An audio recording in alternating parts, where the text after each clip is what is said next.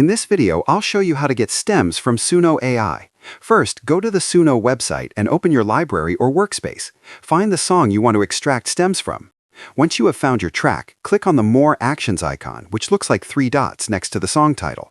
A menu will appear. Hover over Get Stems to see your extraction options.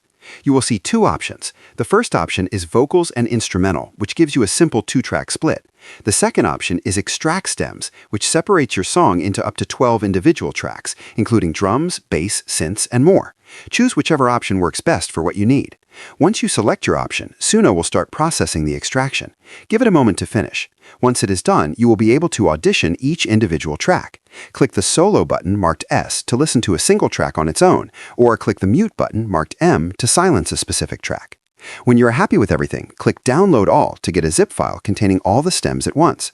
You can also download individual stems separately, in either WAV format for high quality or MP3 format. That is how you do it.